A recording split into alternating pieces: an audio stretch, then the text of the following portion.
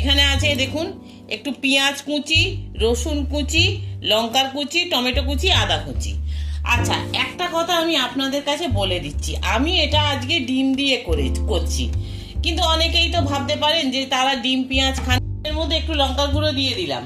আর এই তিল আর যে পোস্তটা আছে, এই প্রথমে একটুখানি আমি ছড়িয়ে দিচ্ছি, তারপরে বেগুনের ওপরে দেবো।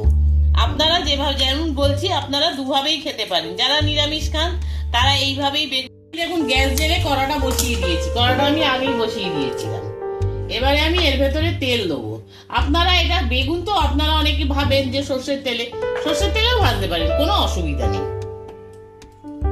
যে তেলটা আপনাদের কাছে ভালো বলে মনে হবে আপনারা সেই তেলেই ভাজবেন, অসুবিধা কিচ্ছু নেই। বেগুনটা একটা একটা করে বসিয়ে দিচ্ছি।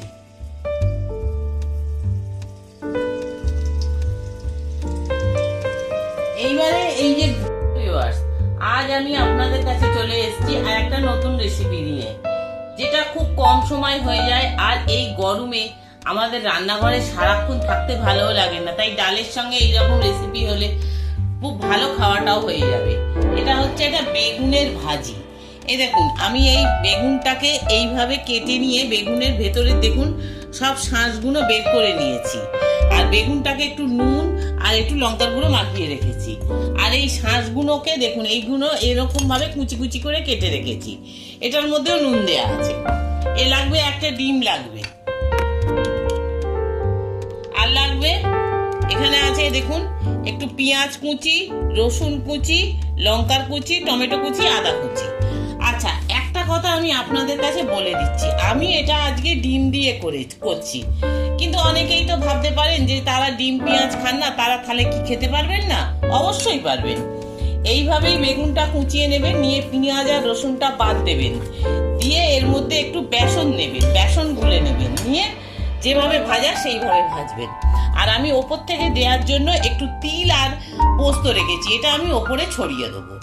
এইভাবে আপনারা দুভাবে করেই খেতে পারেন। দেখুন আমি এটাকে এইভাবে হাত দিয়ে আগে ভালো করে মেখে নিচ্ছি।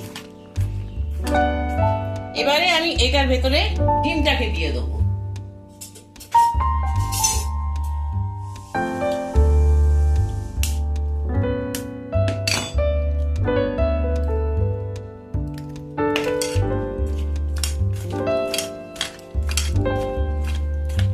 এর মধ্যে একটু লঙ্কার গুঁড়ো দিয়ে দিলাম। আর এই তিল আর যে পোস্তটা আছে, এই প্রথমে একটুখানি আমি ছড়িয়ে দিচ্ছি, তারপরে বেগুনের ওপরে দেবো। আপনারা যেভাবে যেমন বলছি আপনারা দুভাবেই খেতে পারেন। যারা নিরামিষ খান তারা এইভাবেই বেগুনটাকে মাখবেন, পেঁয়াজ রসুন বাদ দেবেন, দিয়ে একটু বেসন গুলে নেবেন, নিয়ে মেখে আপনারা খেতে পারবেন। চলুন এবারে রান্নাটা করা আপনাদের দেখাই। এগুলো তো সব তৈরি হয়ে গেল। এবারে আমি কড়াই তেল দেবো। দেখুন গ্যাস জেলে কড়াটা বসিয়ে দিয়েছি, কড়াটা আমি আগেই বসিয়ে দিয়েছিলাম। এবারে আমি এর ভেতরে তেল দেবো। আপনারা এটা বেগুন তো আপনারা অনেকে ভাবেন যে সর্ষের তেলেও ভাজতে পারেন, কোনো অসুবিধা নেই। যে তেলটা আপনাদের কাছে ভালো বলে মনে হবে আপনারা সেই তেলেই ভাজবেন, অসুবিধা কিচ্ছু নেই। তেলটা গরম হলে আমি বেগুনগুলো দেবো। বেগুনটা একটা একটা করে বসিয়ে দিচ্ছি।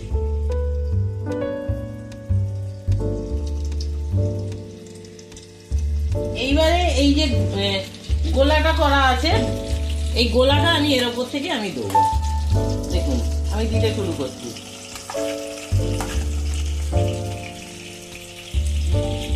এইভাবে হয়ে যাবে। দেখুন এটার মধ্যেও দেবো।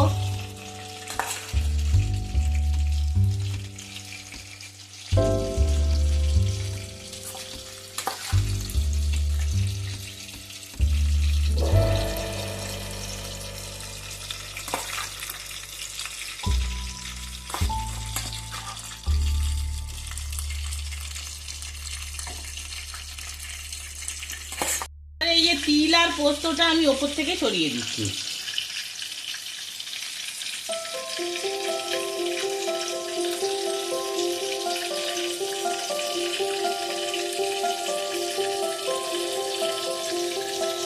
এক পিঠ ভাজা হয়ে গেছিল, আমি বেগুনটা উল্টে দিয়েছি, দিয়ে আর এক পিঠ ভাজতে দিয়েছি।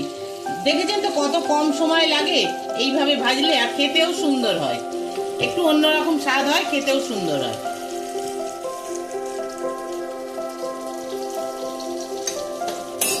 পিঠ হোক, হলে আমি দেখাবো।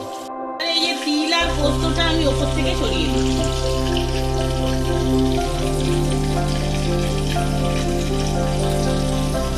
এক পিঠ ভাজা হয়ে গেছিল, আমি বেগুনটা উল্টে দিয়েছি, দিয়ে আর এক পিঠ ভাজতে দিয়েছি। দেখেছেন তো কত কম সময় লাগে এইভাবে ভাজলে, আর খেতেও সুন্দর হয়। একটু অন্যরকম ভাজা হয়ে গেছে, আপনারাও এইভাবে ভাজবেন। যদি নিরামিষ করেন যেভাবে বলেছি সেইভাবে ভাজবেন। আর বেগুন ভাজা টেস্ট আর কি করবো।